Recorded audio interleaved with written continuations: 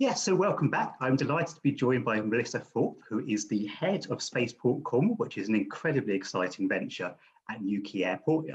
Plans to have the UK's first satellite launch. The place to start, I suppose, is the plan was obviously to launch this year. That was pushed out because of COVID. Then it was planned to launch in 2022. Do you think that's still realistic? Yeah, that's what we're aiming for. So about this time next year, while we're sweltering in heat at the minute here in the UK, we hope that'll be nice and sunny, and we'll be launching almost exactly this time next year. So that's exactly what we're working towards. Would you have customers lined up, or just kind of Virgin Orbit take care of that side of things? Yeah, that's mainly up to Virgin Orbit. Obviously, we support where we can, but we're basically the bus stop. So we're here to provide the infrastructure and the facilities for Virgin and other operators in the future to come and launch from. So it is up to them, obviously, to fill their payload. But where we can help, we are for sure. Yeah. And my understanding was that it's something we need to go through Parliament. There's sort of changing regulations to allow you guys to become official. Has that happened yet, or is that still in the works? Yeah, so the spaceflight regulations have just gone through Parliament a few weeks ago and passed through, I think in record time. So that obviously shows a lot of political support for what we're trying to achieve. It's kind of the last piece of the puzzle that we need, is that paperwork. So to say that we're safe and ready to launch. So the next step towards that is now we're hoping next week they'll be accepting applications to become a spaceport. And that's where we put forward our safety case, our environmental impact assessment, and hazardous materials, all the things that we're going to need to operate safely from Cornwall Airport, Newquay. So we hope to have that application through this summer, and then we'll wait for that to be approved. And then as soon as we have that, we'll be ready to go. So it is that kind of last piece of the puzzle that we'll need to launch. Because I think a lot of people, when I kind of started looking into it, a lot of people don't realise just how big the British space industry is. It kind of feels like it almost undersells itself, especially in terms of small satellites, which is obviously the area you're working in. I mean, it's going to get a huge boost when you guys, in terms of kind of like publicity and public attention, when you guys launch. I mean, do you almost think of this as sort of Britain's Sputnik moment? Yeah, I think it's just as exciting. Obviously, I'm biased, but I think, the UK are actually quite heavy hitters in satellite manufacturing. I think people are surprised to know that, but they have been for years. And creating this launch capability here in the UK is just to be able to secure that marketplace. At the moment, all these satellites are being built here, but they're all being shipped overseas to launch. And so the UK government identified, an opportunity. If we can launch them here, then we can really grow the whole market, the launch market and the manufacturing market all around the UK. So they established the Launch UK program to do just that, to kind of have a homegrown launch capability that these satellite manufacturers can drive their satellites down the road rather than shipping them overseas to launch. So I think it is going to be a major game changer. And as well as, it's exciting for the UK. It's exciting to be a launch nation. It's still a quite exclusive club. So it's kind of, a missing bit in the UK industry at the minute. And I think the UK is going to be well placed to be in that club. But there seems to be plans to sort of spaceports popping up all over Europe. I mean, clearly it's the direction she's heading in. So I think there's ones in Sweden, in Portugal, I think in Norway as well. Obviously, there's quite a few in the UK now. And presumably, if you guys or the UK weren't kind of leading on this, the business would just go to some other European country. Definitely. So I think, whereas a lot of people think we're competing against vertical launch sites in Scotland, actually, the UK need to come together because our main competitors are in Europe, like you said. So we, I think, have a decreasing window of opportunity to really secure that market. Hence why we were putting, quite a bit of pressure on the government to get these regulations going through, so that we can get to launching. Because I think we do have a year or maybe 2 years to really secure that launch market here in the UK. But other spaceports are popping up all over the world.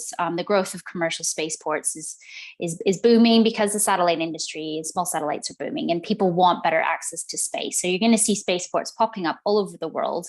I think there's room for a few at the moment.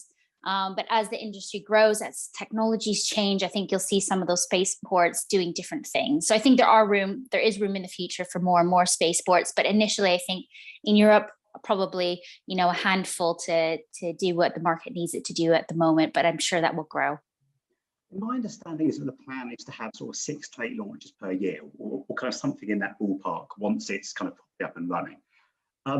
Is that a sort of the same sort of scale that all the different spaceports are working on? Are they all sort of going less than 10? Yeah, so we, with Virgin Orbit, for instance, we will only have about 8 launches a year here. Virgin Orbit are a mobile system, so they'll be going around to their other network of spaceports around the world, because they actually come to their customer base rather than the customers go to them. So we're looking at about 8 a year. I would say the first few years is going to be 2, 3 launches. As, like I said, as the market grows, we will grow as the market grows. And that's why using an existing airport like ourselves keeps the initial cost down, so that we can grow and expand as Virgin pick up pace. We actually have a self-limitation down here in Cornwall on how many launches we'll do between Virgin Orbit and other operators of 12, and that's from a sustainability point of view and an environmental impact point of view. At which point, if we ever get to a point where we're looking at higher numbers than that, then we'll have to assess that. But at the minute, we're only looking at 12, and that is just solely down to environmental impact, that we don't want to go above that. What's my understanding of why Newquay works very well? Obviously, you've got a very long runway, which is important, and you're kind of over the sea, so you can go out quite easily. But is there anything else that makes Newquay sort of the perfect location? I think for us, the initial criteria were just that long runway, direct access over the sea, low residential buildup, things like that. So it was quite desk-based exercise. But I think as the years have gone by, we've realized we're a perfect fit for the likes of Virgin because of the surrounding supply chain, and also the kind of, not to say it's anything fluffy, but the brand that Virgin kind of bring forward, Cornwall fits really well with that. And the Virgin team, we're part of that now. But I think beyond that, it's the asset, and that's Cornwall Airport Newquay. We're pretty much ready to go. We don't really need to do anything to it because of the facilities that we have there. It's one of the most state-of-the-art airports in the UK, which again, I think people are quite surprised at. But it's new. It was purchased by the council from the MOD only a decade ago, so it had to be brought up right up to scratch. And it's one of the newest airports in the UK. So actually integrating launch into that is, I think, that the feather in our cap. That's what makes us really different. Is we could operate a 747 tomorrow. We can operate Cosmic Girl tomorrow. You just need that regulation in place. So that's the main benefit of our airport. Is turning it into a spaceport is actually quite easy. I say that it's been a lot of work, but compared to other sites, it is easy. I remember speaking a few months ago to Will Whitehall, who heads obviously UK Space, that's the kind of the industry body, and he took a very similar position to you, which is that the UK's got like a 1 to 2 year window of opportunity to become a leader in the market. His view was that if Virgin Orbit can't find private customers who send stuff up in 2022, the UK government should pay to send stuff up. I mean, just essentially just so we can have launches taking place in 2022. I have no idea how far along Virgin Orbit are in finding customers. I mean, do you think that would be a possibility? I mean, if the government's stepping in and funding launches?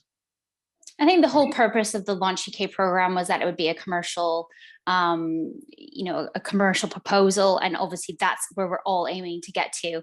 Yeah. But creating launch for the first time ever in a nation is really tricky. It's really difficult.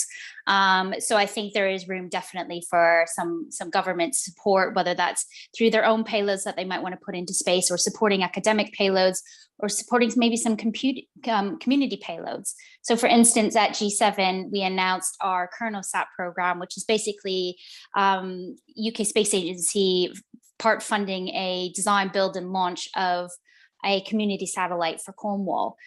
So that we're hoping will be up on that first launch, which obviously will be partly supported by government and partly privately funded as well. So I think there's a combination in these first few years where the government, I think will want to be supporting this launch, because it is so crucial to then, carrying through the next few years to the point where we are fully commercial. But to get that kind of seed investment, that seed funding, and that start, that boost, then I think there's definitely room for us to work with the government to secure some of that in the future. But I can't really speak on behalf of Virgin Orbit in regards to what will be on that first launch, but we're fingers crossed that KernelSat will be part of that payload. Yeah, forgive me my ignorance here, but what was the community satellite? How does that work? So it's something that we kind of came up with ourselves down here. That's what it is. So the council own the airport, and obviously taxpayers are very invested in what we're up to at the airport. And we realized very early on that there's a disconnect between people's understanding of space and space technology and how much they use it in their everyday lives and how important it is to things like, fighting climate change. And so we thought, wouldn't it be amazing if there was a local issue that we have down here in Cornwall that could be supported by space technology or satellite application of some sort, and to then involve community organizations, local schools, with a tangible outcome. So it's not just a big PR stunt, that there's actually data that come out of that satellite that we actually use to inform policy here in Cornwall. So that first satellite we're putting up, KernelSat-1, we'll be working with the likes of Exeter University to devise the payload, what data we're going to need. It's going to be an ocean colored type payload that's going to identify different coastal issues, including, for instance, maybe looking at where we can put a kelp forest for carbon sequestration. And satellites are very good at identifying kelp areas and also monitoring that kelp. So we're engaging local community organizations, local schools, Goonhill Air Station. We want the whole community to help design, build, launch, track, and then bring that data back down and process that data all in Cornwall. So it's just kind of that end-to-end ecosystem of a satellite, that story of a satellite, but all done in a very localized way. What's going to be like the community reaction? Obviously, to people like me, this is all incredibly exciting and amazing, fantastic. But what's the kind of the reaction of people you meet in pubs in Cornwall? Yeah, that does happen in Cornwall. It is a small place, so you do get stopped on the beach. People do recognize who we are, and local celebrity now. I wouldn't go that far. I think it's interest, it's excitement, but obviously there's some concern over what exactly we're doing. A lot of, I think, it's been quite exaggerated over the years that we're have this brand new whizzy space terminal that it's going in, and we're launching heavily lift rockets and all these kind of things. But over the years we've worked really hard on our communications and local engagement to identify we're just adding a little bit of activity to the airport, and that activity is going to be really high quality over quantity, and actually the jobs side of it, the inspiration, the outreach, everything that we've been doing over the past few years, now we're suddenly we're seeing a lot more excitement and understanding, and we have an exhibit opening for the summer, so we're going to have lots of local people coming up to see exactly what we're doing. And that's one thing we haven't really been able to do, obviously, because of COVID. So that's really, really important to us, is that community engagement. And I think to be fair, we've had a lot of challenging questions, and I'm glad we have, because it's actually made us think really hard about our activities and how we want to move forward with the project. And then back it up with integrity as well. So we'll do what we say we're going to do, because we do see people on the street and dropping our kids off at school that will challenge us if we're not doing it. Sure. I mean, obviously we've just had the successful Virgin Orbit, right? Not a Virgin Orbit, sorry. Well, we have had, of course, Virgin Orbit, but a Virgin Galactic flight. Sorry, that's what I was trying to say. With Richard Branson. Is there any possibility for something like that to operate? I know that's not the current plan, but in the future, could something like that operate hypothetically from Spaceport Cornwall? Yeah, at the minute we're just focused on satellite launch. I keep saying that's hard enough than launching humans. So let's just get that first, and then let's go from there. So we are 100% focused on satellite launch at the moment. Who knows? I think space tourism is a slight Marmite topic. I think people either love or hate the idea of it, but where we're really interested in is actually the human space flight side of it. So what if we're able to put scientific researchers and people like that into space with in microgravity, where they can do their microgravity research? I mean, the applications for that and the opportunities for healthcare, for agriculture, for everything is huge. And the value of human spaceflight is massive. So we're quite interested in that. We've announced a partnership with our next operator, Sierra Space, with the Dream Chaser system, which is an orbital return system. So that system will go up to things like the ISS and bring research back down and will land on a runway here in Cornwall, that might have people on board. And the value of what those people are doing is huge, and we'll be able to process that in Cornwall, and the job creation and GVA and all the highly technical skills that we'll need to do that is a really big opportunity. So I think just focusing on space tourism, as exciting as headline grabbing as that is, actually what they're doing is pioneering a way forward to get more human space flight and more humans in space. And that I think is really exciting. I think that's where, we'll be more interested in looking. If you wanted to carry humans, would you need more kind of regulatory change? Would there be new laws going through Parliament? I think so. Well, yeah, I know there is an ambition, obviously, in the UK to have human spaceflight one day. Again, I think they're still like, we've just got to get the satellite regulations through, and then we'll look at that. But I think the whole market, the whole space industry globally is now looking to put humans into space more frequently. That I think government is definitely looking at it. But yeah, I would assume that there will be a new wave of regulations that comes along with that.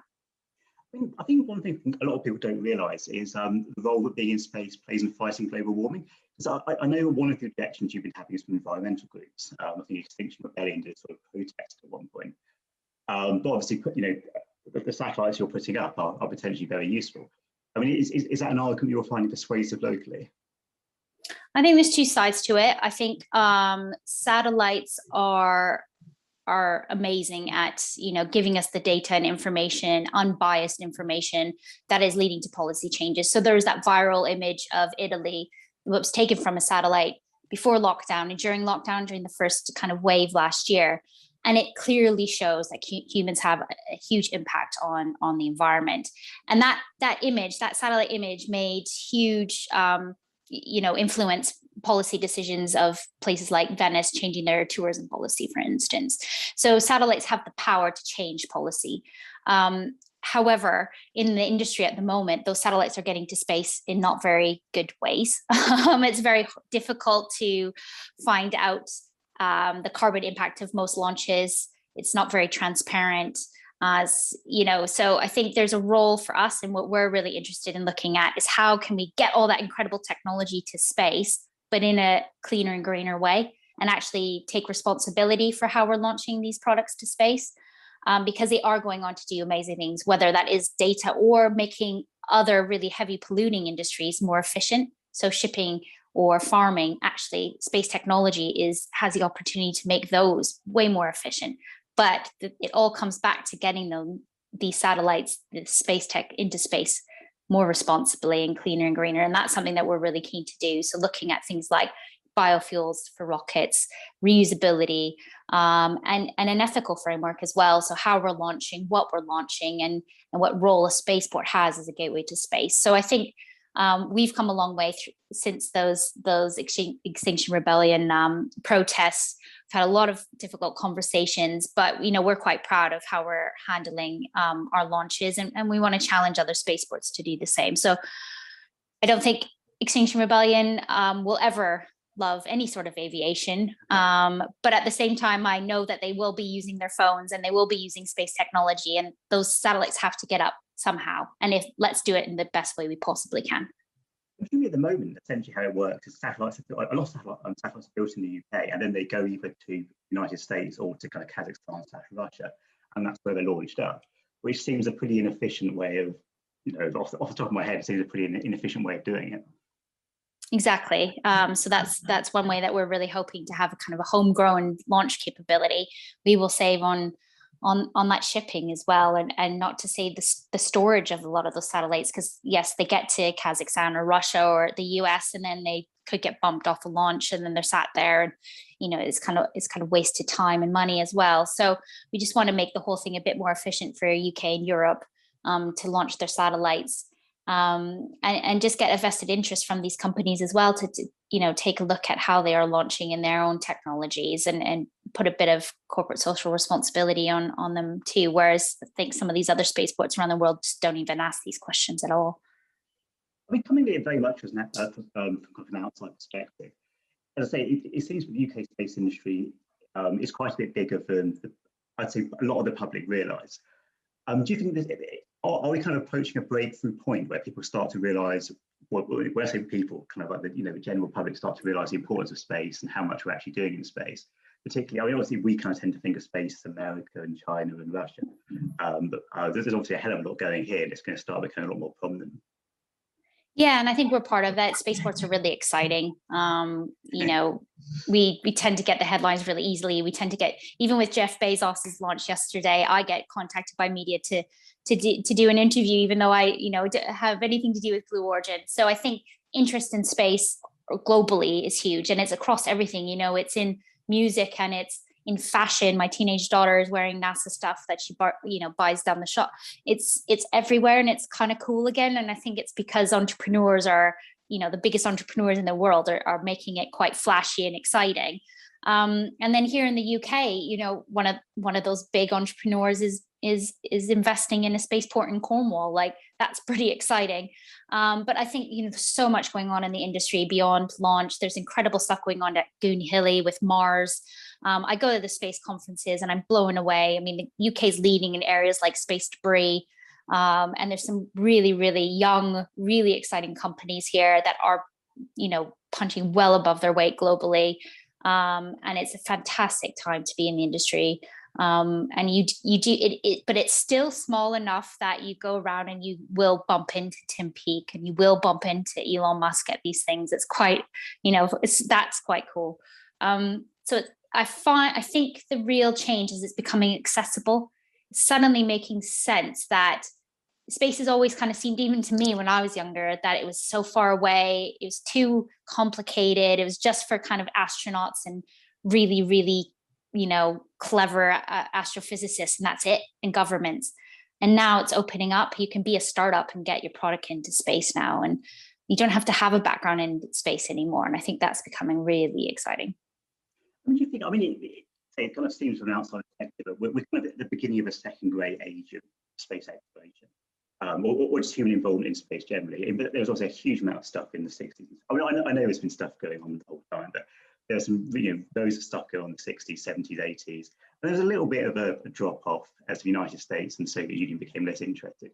But it feels much more sustainable now because you haven't just got two superpowers, you've got a whole bunch of countries. Even quite relatively speaking, quite small ones like the UAE has a serious space program, and you've got a whole plethora of private companies. So it kind of feels like this time it can't be turned off. Is that a fair summary? I would think so. Yeah, from what I've seen, it's not getting turned off anytime soon. There's too much excitement out there. I think you've kind of got this combination of that, the right people wanting to explore with the right amount of money, and then with governments now supporting that rather than being the leading it. They're there to support these entrepreneurs, to support these businesses more than ever before. And you've got these characters that are just wanting to go further and further. And I think that then trickles down to the rest of the industry. So I don't think anytime soon it's going to stop until, somebody gets to Mars and beyond. So I think, for what's been happening over the last few weeks with the launches with Virgin Galactic and Blue Origin, it's just the beginning of something really special. And I'm excited for my daughters that one day, that might become more frequent for them to maybe go up to space or point-to-point travel and supersonic. There's so much that will come out of all of this, and I think we're just on the edge of it, of this kind of new space world that we're going into. It's an incredible time to be alive. I mean, just one final question. This is a bit of a curveball, but obviously, as the UK has more and more assets in space, there comes the question about whether we need to defend them. I mean, do you think there's any case for kind of Royal Space Force along the same lines as sort of Trump Space Force, or is that so far out of your kind of area of interest that you'd rather not comment? No, it's definitely my area of interest. I'm really quite passionate about protecting space and the democracy of space and keeping peace in space. And I've sat in on panel discussions with the United Nations and their Committee on the Peaceful Use of Outer Space. And it's really interesting what's going on because there is a bit of a play for, who can dominate which parts of it. But then you also have these private players up there as well. So it is a bit of the Wild West at the moment. I think we need some global kind of policy on what is acceptable. I know the Five Eyes nations, which we're obviously part of, and the MOD here have an agreement with Virgin Orbit about responsive launch. So where possibly a threat at the moment is somebody could take down a UK government satellite quite easily. At the moment, that would take a long time to replace that satellite. With Virgin Orbit system, we could actually look at replacing that in 24 or 48 hours. So not that then acts as a deterrent, where we're protecting peace in space by a deterrent rather than anything aggressive. And obviously that's what I would love to see more of. But I think there is a lot of work to be done in this area because there are major threats out there in space. And I think if we don't kind of jump on it now, then who knows? But I think there's a global will there, and I think the space industry is quite a big family in one way, that I think there is, that kind of will to make this right for everybody to get benefits and opportunities from. So I think time will tell, but I think it will be going in the right direction. We obviously have Space Command now in the UK. And we are speaking to them quite closely about, how we encourage and how we can support keeping peace in space. So I think things are going in the right direction, but still quite a bit of work to do. One of the most effective deterrents is basically just the ability to send satellites up really quickly again, if anything happens to ones that are currently up there. Yeah, exactly. So if we can look at replacing things really quickly with a system that we can get up there, where it could have taken weeks before in a couple of days, that's a major, I would say that's a big deterrent. Yeah. So it's been an absolute pleasure. Thank you very much.